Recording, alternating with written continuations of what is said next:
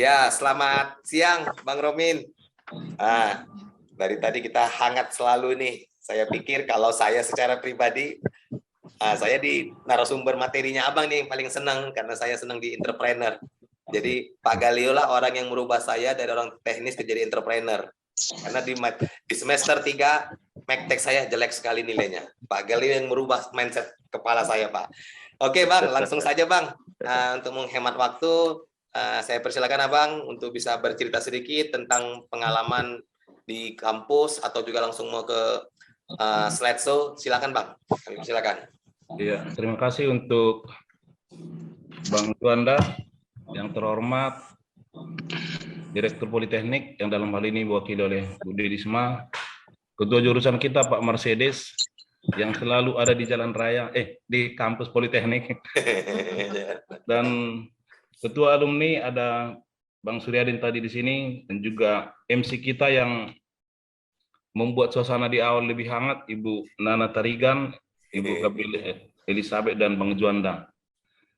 Kami berterima kasih diundang di sini, dan sebagai alumni Politeknik, lebih merasa lagi sebagai alumni. Saya ketika di kampus, masih di kampus Politeknik, karena langsung dari kampung ke kota, bahasa Indonesianya susah, sehingga disitulah belajar bahasa Indonesia pertama di kampus. Dan saya belajar berusaha dengan baik, maka bersyukur di kampus itu bisa menahan diri belajar dari jam 7.30 sampai jam 1.30. Ini adalah pembinaan dan bahkan seperti pembinasaan juga rasanya. Di kampus itu kita jam lapar pun masih belajar. Jam lapar, jam 1 tetap belajar. Padahal malam itu ada tugas dari Pak Mercedes, ada tugas dari Pak Edisman, ada tugas dari statika, semua harus dikerjakan juga. Jadi siang malam belajar. Siang malam itu kita ditempa untuk aktif terus. Saya rasa itu pembinaan mental juga bagi kita, pembinaan disiplin, pembinaan yang sangat baik, yang saya pikir itu tidak akan ditemukan di kampus lain. Karena saya juga sudah belajar juga di kampus lain untuk ngambil S1, ngambil S2. Itu yang di Politeknik itu pembinaan dasar yang luar biasa. Ada pendidikan dasar militer yang membuat kita juga seperti sempat merasa seperti militer juga.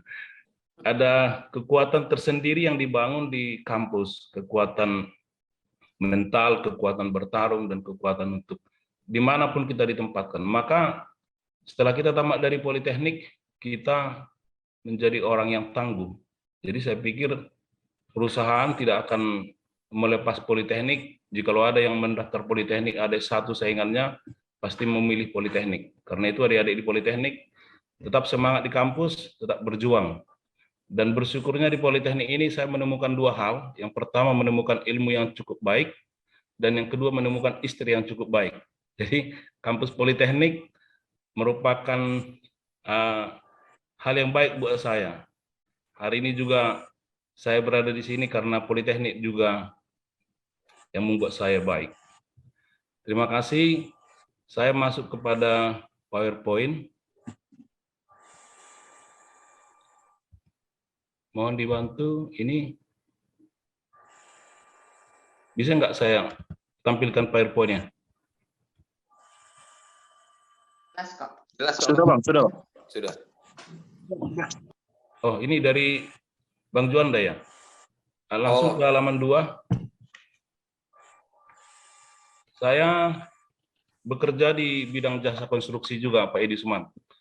Saya kontraktor di Sumatera Utara ini yang membidangi jasa konstruksi. Ada proyek pengairan, ada proyek jembatan, ada proyek gedung yang kita kerjakan di perusahaan ini. Dan juga dengan alumni Politeknik Elektro, saya bekerja sama, ada di situ teman kita dari Politeknik Telekomunikasi. Saya sebagai komisaris PT Joya Geministar, bahwa di perusahaan itu kami menyambung jaringan IT yang proyeknya sampai ke Banda Aceh dan Sumatera Utara serta Pekanbaru. Di perusahaan yang sama PT Lampatar, bekerja sama dengan CV8 Jaya, kami juga menyewakan alat-alat berat, rental alat berat dan perbaikan alat-alat berat. Ada eskavator, ada alat untuk pelubang tanah bore pile, ada alat pancang dan ada vibro pile yang sekarang sedang bekerja di kereta api cepat, ada yang bekerja juga di daerah Bandung dan bekerja di Dumai. Di Dumai ada kerja alat pancang juga. Dan alat-alat itu ada yang kita modifikasi sendiri, seperti eskavator kita jadikan alat pancang, vibro itu dari eskavator PC 300-400, kita jadikan pancang dan alat vibro hammer. Di sisi lain, saya juga sedang berusaha di bidang pertanian, mulai merambah ke bertanam sawit di daerah Sibolga dengan luas lebih kurang 125 hektar baru lahannya, dan yang tertanam ada 85 hektar. Di terakhir ini yang akan direncanakan nanti launchingnya di bulan November, kita sedang membuka patching plan. Patching plan itu mesin pengaduk beton, dan nanti akan kita tingkatkan kepada precast. Di tahun yang sama ini juga usaha itu akan kita launching juga. Kita rencanakan di November itu sudah mulai jalan, dan hari ini kami sedang persiapan untuk itu. Dan di sisi lain, di tahun depan karena ada tim kita buka usaha yang baru, kita akan membuka real estate di daerah Belawan.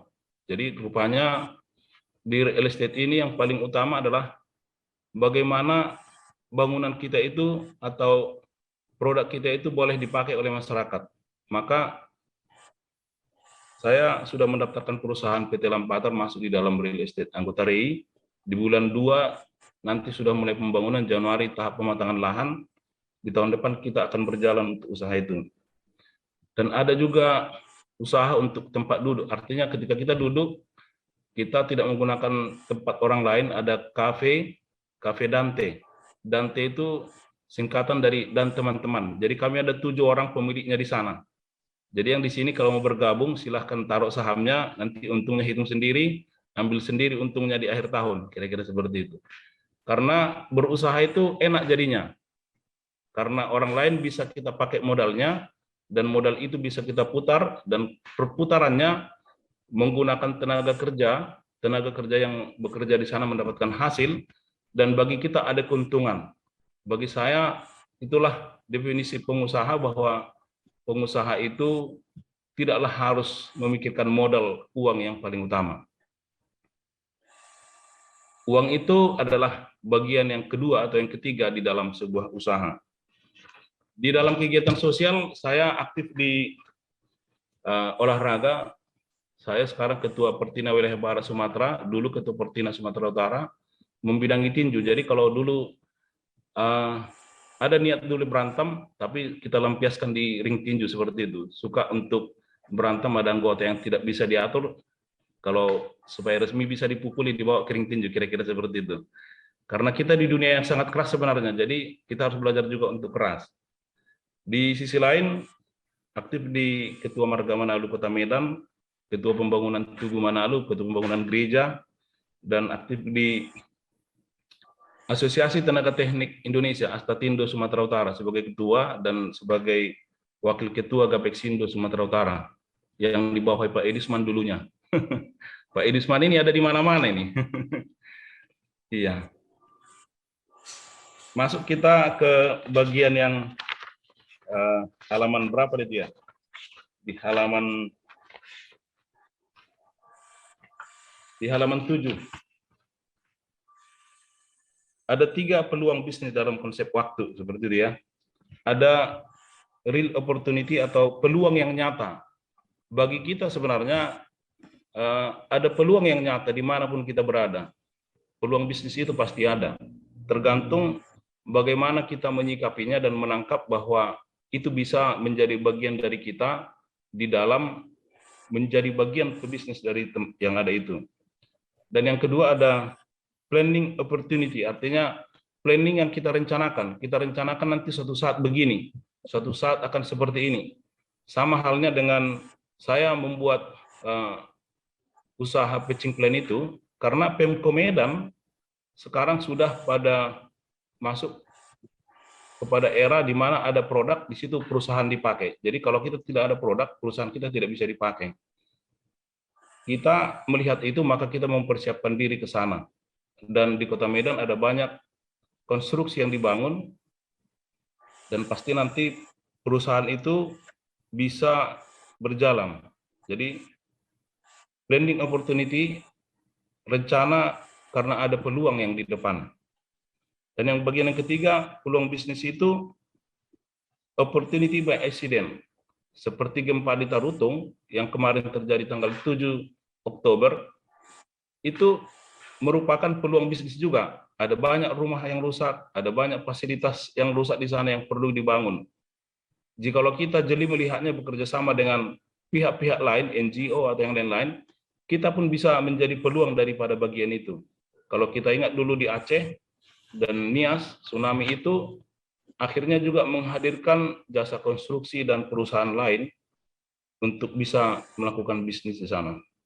Bisnis itu bagi saya adalah teknik bagaimana kita mengelola sesuatu, memindahkan sesuatu kepada tempatnya dengan tepat, dan kita dibayar atas sesuatu itu.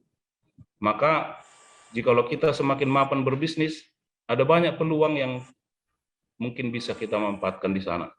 Hari ini kita sedang mempergunakan tenaga kerja yang tetap ada 48 orang di perusahaan, dan ada juga pekerja buruh harian lepas sekitar 52 orang. Jadi setiap bulannya ada sekitar 100 orang yang harus kita tanggung jawabi di dalam pekerjaan. Semuanya itu kita kelola dengan baik, walaupun belum sampai kepada apa yang disampaikan Bang Didi tadi, penggunaan K3 yang belum sempurna. Belum seperti perusahaan Bang Didi yang kami punya, belajar seperti itu nanti. Artinya setiap masukan yang kita dengar itu menjadi menambah hal yang positif bagi kita. Apa yang disampaikan Bang Ramli tadi juga, ini ada peluang bisnis di sana. Mereka di dalam konsep perencana, di dalam konsep pengawasan, mungkin saya di dalam konteks sebagai pelaksana daripada apa yang mereka rencanakan seperti itu. Sehingga kemajuan teknologi di bidang PIM itu harus di-upgrade bagi kami. Artinya seorang pengusaha tidak boleh lengah di dalam membaca perkembangan zaman dan situasi. Ada 6 peluang bisnis dari pandangan umum. Yang pertama, peluang dari diri sendiri. Mungkin jarang bagi kita, kalau bagi orang Chinese, dia lahir sebagai anak pengusaha, sehingga dia turun menjadi pengusaha, seperti itu. Rata-rata kita di sini belajar menjadi pengusaha, karena kita mungkin lahir dari keluarga petani dan lain-lain dan guru.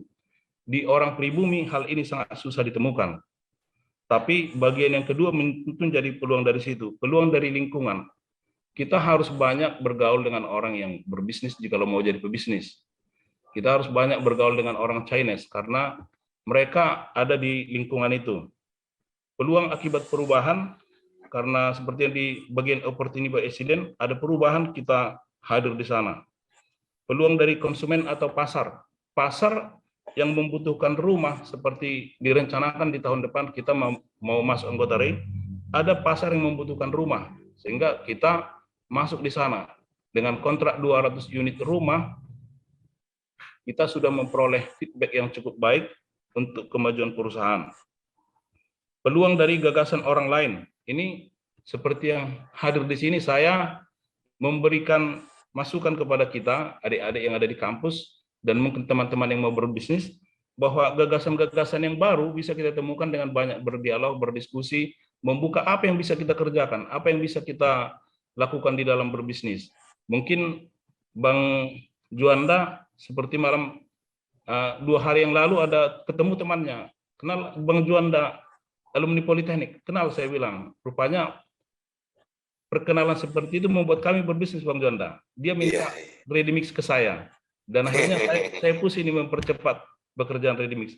Komunikasi yang terjalin di sana karena ada informasi yang diperoleh dari orang lain, seperti itu. Informasi merupakan kunci utama kesuksesan kita. Bagi kita yang mau berbisnis, jangan pernah hidup sendiri-sendiri. Walaupun di Politeknik kita dibangun tangguh, kuat, disiplin, di dalam berkomunikasi kurang seperti disampaikan Pak Edi Usman, tapi bagi kita sekarang harus move on dari situ. Saya 6 tahun sebagai pekerja, di perusahaan PT Inti Budi Agung. Setelah tamat dari Politeknik, bekerja serabutan, Pak.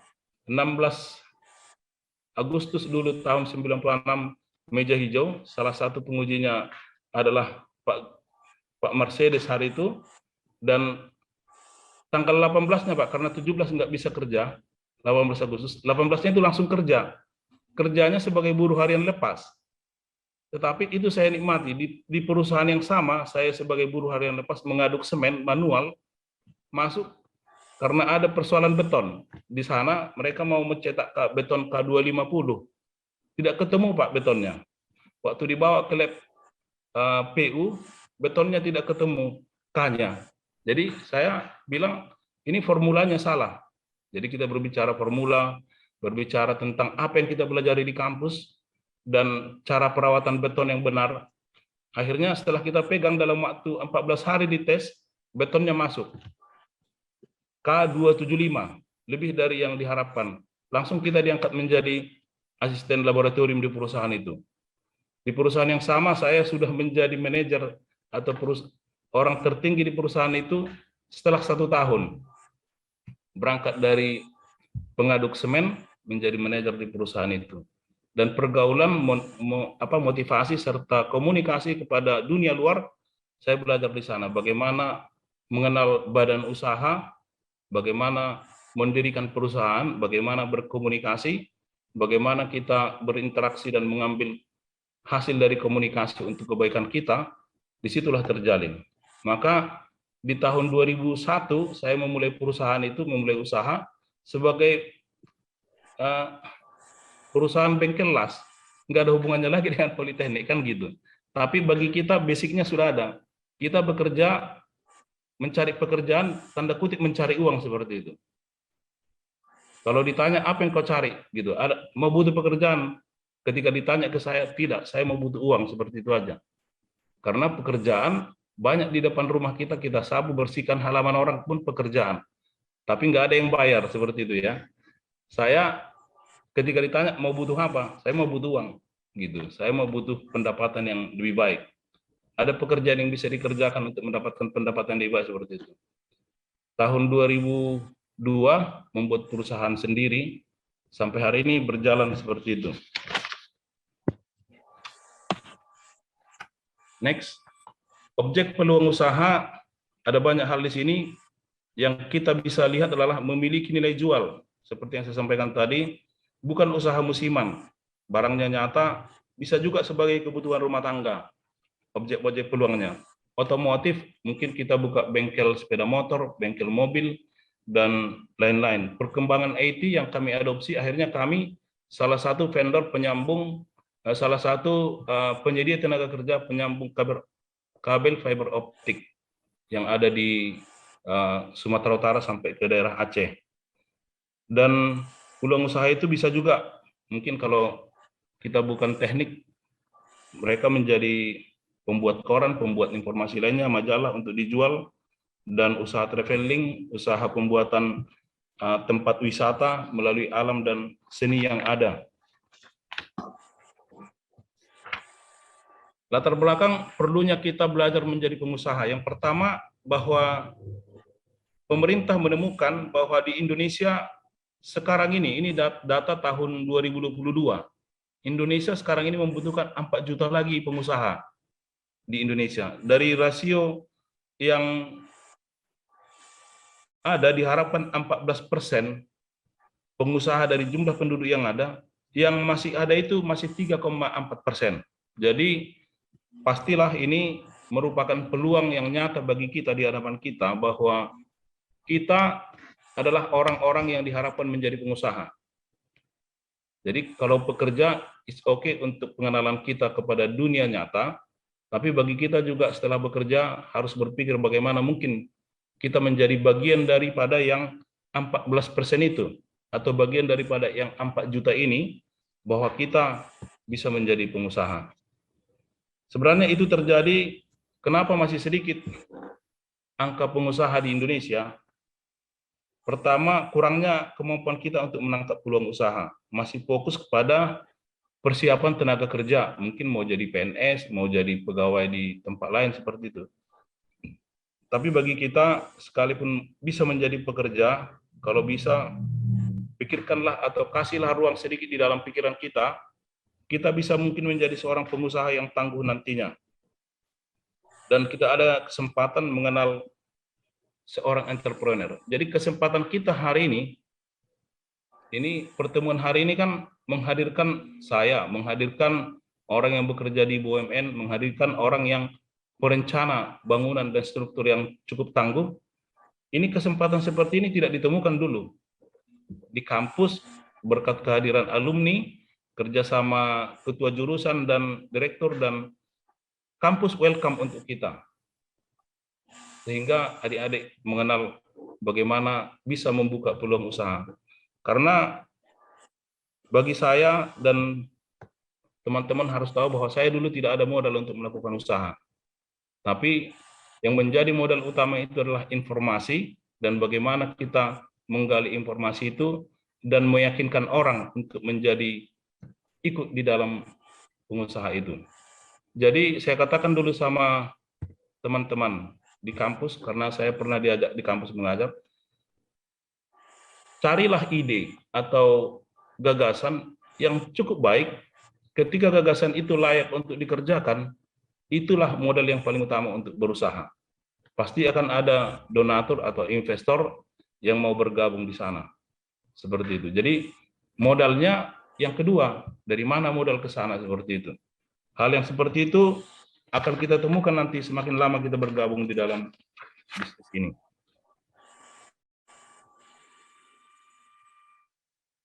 Peluang usaha memberi peluang baru. Ini perusahaan ini kan yang kita bangun ini peluangnya ada di pekerja yang ada bekerja di situ, dan orang yang bekerja di situ bisa mendapatkan gaji sehingga meningkatlah indeks pembangunan manusianya. Salah satu parameter indeks pembangunan manusia adalah bagaimana pendapatan penduduk itu semakin lebih baik. Dan badan usaha atau bisnis di jasa konstruksi yang merupakan poin keempat dari besarnya usaha yang ada, itu membuka peluang bagi kita. Bisnis menghasilkan produk, menghasilkan pekerjaan, menghasilkan upah bagi pekerjaan yang terus-menerus di dalamnya. Bisnis bukan memberikan ikan, tetapi memberikan alat pancing, sehingga tidak hanya sekali waktu seperti BLT, tetapi untuk kelangsungan hidup jangka panjang. Bisnis juga akan menghasilkan persaingan yang baik. Kalau dulu di tahun-tahun 90-an naik pesawat itu cukup mahal, sekarang sudah murah karena sudah banyak pesawat seperti itu. Kemudahan ditimbulkan oleh bisnis itu sendiri. Ini lanjut aja Pak. 2 halaman dilanjutkan Pak, biar lebih cepat, mungkin ada nanti. Ini siapakah entrepreneur atau pengusaha itu? Langsung ke situ. Siapakah entrepreneur? Orang-orang yang bagaimanakah yang bisa jadi pengusaha? Kira-kira seperti itu Pak. Ini yang pertama, seorang yang mampu memindahkan sesuatu dan mendapatkan hasil dari proses pemindahan tersebut. Setelah berhasil memindahkannya. Artinya kita memindahkan batu, pasir, semen, kita bangun di dalam satu struktur yang bagus jadi rumah.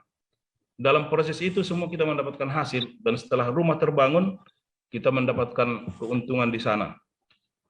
Seorang yang memiliki daya kreasi dan inovasi. Jadi jikalau kita orang yang suka bekerja di balik komputer atau di belakang komputer, atau suka bekerja seperti dulu di pintu tol ada orang yang bayar uang gitu seperti itu, masuk bayar itu tidak cocok jadi pengusaha. Pengusaha itu harus merasa bosan bekerja di belakang komputer. Ketika Anda nyaman di belakang komputer bekerja, mungkin pilihan pertama bagi Anda adalah menjadi pekerja, seperti itu. Tapi jikalau mungkin berpikir memindahkan sesuatu hal yang berbeda dengan pekerjaan sebelumnya, ada peluang terbuka untuk Anda menjadi pengusaha. Seorang yang mampu merubah barang yang tidak berguna menjadi berguna. Seorang yang berani mengambil risiko terhadap tindakan yang dilakukannya. Artinya setiap tindakan yang kita lakukan pastilah punya risiko atau tantangan tersendiri di dalamnya. Tetapi untuk meminimal risiko tersebut, ada yang namanya studi kelayakan, ada yang namanya penelitian dan riset, untuk kita menghindari hal-hal yang namanya merugikan. Bijaksana dalam mengatasi masalah, mencari solusi dalam jawaban, serta memikirkan hal-hal yang baru atau alternatif baru untuk menjawab permasalahan. Berani melakukan tindakan terhadap sesuatu rencana, bukan hanya mampu merencanakan, tetapi planning dan doing. Seperti disampaikan Bang Didi tadi, kita ada planning kita, ada doing kita, ada juga actuating dan kontrol di dalamnya. Jadi seorang pengusaha itu melekat dengan manajemen PDCA yang disampaikan Bang Didi tadi. Kita tidak boleh menyalahkan takdir. Kalau kita lahir miskin, itu bukan salah kita. Tapi kalau kita mati miskin, kemungkinan besar yang salah adalah kita. Jadi kalau di sini masih mau kaya, masih banyak yang miskin seperti saya dulu, kita mari belajar kaya dari apa yang kita ada di hadapan kita. Tapi dengan elegan dan yang benar, tidak melawan hukum. Seperti itu. Ini karakter yang dominan sebagai seorang entrepreneur itu, yang pertama, suka melihat peluang. Artinya ketika ada sesuatu, apa yang ada bisa dipikirkan di sini. Yang kedua, orang yang fleksibel dalam merubah serta mampu cepat mengambil tindakan. Yang ketiga, mempunyai daya juang tinggi. Yang keempat, berorientasi pada hasil. Yang kelima, berpikir konkret. Yang keenam, mandiri dan berkreasi. 7, tidak senang dengan pekerjaan rutin. Yang kedelapan, menyukai ide baru. Yang kesembilan, mampu mengambil risiko. Ini jikalau dari 9 poin ini, ada 4 bagi kita, kita sudah dikatakan mau mendekati jadi seorang pengusaha. Apabila 5 poin atau lebih daripada 50%, Anda sudah layak menjadi calon pengusaha. Jikalau bisa tercapai sampai 9 poin, Anda adalah pengusaha yang handal. Seperti itu. Jadi menjadi pengusaha yang handal, miliki ini, dan bagi saya dulu hanya ada 4 ini. Tetapi belajar tangguh, belajar disiplin, belajar untuk berani, karena saya juga bukan pemberani kali dulu, tapi kalau sekarang mungkin terlalu berani, kata kawan-kawan. Ketika ditanya, ngapain pergi ke Jawa berusaha baru? Saya kan ada perusahaan juga di Jakarta, ada gudang, ada tim kerja di sana, ada risiko yang harus diambil, tetapi kita berani untuk itu. Semakin lama, semakin bisa kita bangun diri kita untuk mengembangkan diri. Maka dari 9 poin itu menurut Hunter Gaines, kita bisa meningkatkannya. Jikalau hanya ada 2 atau 3, tingkatkan sampai poin 5. Jikalau sudah tercapai 5, pikirkanlah bahwa mungkin kita menjadi seorang pebisnis. Kelebihan daripada pebisnis itu atau keunggulannya ada beberapa hal. Saya bisa menjadi ketua Marga Manado atau kegiatan sosial yang banyak karena bebas mengatur waktu. Yang kedua, berpeluang mengembangkan potensi diri. Jadi saya berpeluang untuk kuliah S2, sekarang dosen juga Pak di Universitas HKBP Nomensen di sana. Tapi yang anehnya saya mengajar di Visipol Pak. Visipol, sumber daya manusia, kewirausahaan, dan kebijakan manajemen pembangunan manusia. Itu mata kuliah yang dikasih ke saya. Politeknik mengajar di Visipol seperti itu. Ada peluang mengembangkan potensi diri. Mampu mempekerjakan orang lain, membuka lapangan pekerjaan. Jadi 48 orang bekerja setiap hari, yang serebutan sekitar 50-an lebih, ada 103 orang yang harus kita urus keuangannya. Ini Sabtu sore, nanti sore saya sibuk dengan bagaimana laporan-laporan keuangan untuk di ACC pembayaran seperti itu. Untuk yang bergaji harian lepas. Peluang untuk mendapatkan income lebih banyak, karena bisa kita buka banyak lapangan pekerjaan, dan bagi saya ini adalah bekerja kreatif.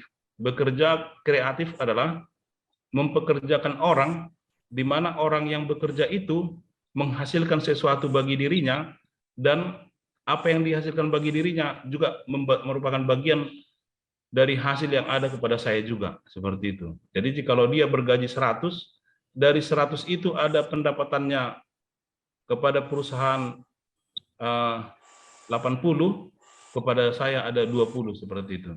Jadi semakin banyak pekerjaan di satu perusahaan, maka biasanya perusahaan itu semakin baik dan semakin maju. Yang kelima, bebas melakukan investasi.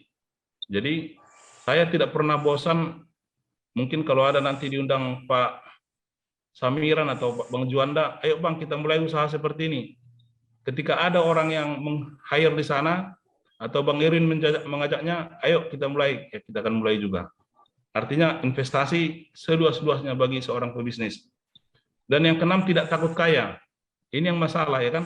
Kalau saya sebagai pekerja di satu perusahaan, bosnya saja mobilnya Innova, tapi saya naik mobil Fortuner, pastilah menjadi masalah di perusahaan itu seperti itu. Tapi kalau kita usaha sendiri, itu tidak mungkin. Tidak ada yang mengganggu kita untuk memiliki lebih atau sesuatu yang ada di sana. Tantangan pasti ada. Harus bertanggung jawab kepada diri sendiri, menanggung risiko akibat kerugian, menghadapi persaingan yang tidak sehat, dan perubahan perkembangan teknologi. Saya tadi disampaikan Bang Ramli toolsnya dengan bahasa Inggris, saya udah agak pening juga, cemana saya lagi belajar tentang teknologi yang baru ini, BIM dan lain-lain.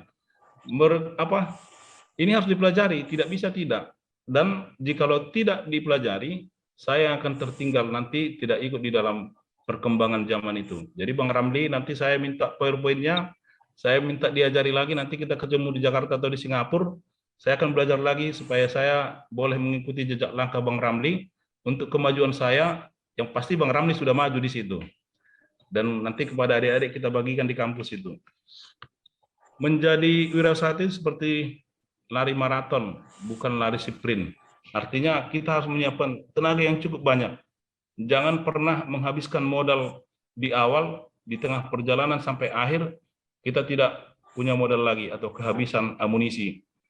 Seperti perang gerilya yang berjuang, tidak boleh lengah untuk menjaga, mengawasi, serta menuntun kepada keberhasilan suatu usaha. Jadi saya sudah terbiasa Pak, setiap akhir tahun itu sangat sibuk. Ada beberapa kontrak yang mau putus, biasanya diserahkan ke kita untuk kita bantu, karena kita biasa sanggup untuk mengatasi persoalan di dalam pekerjaan.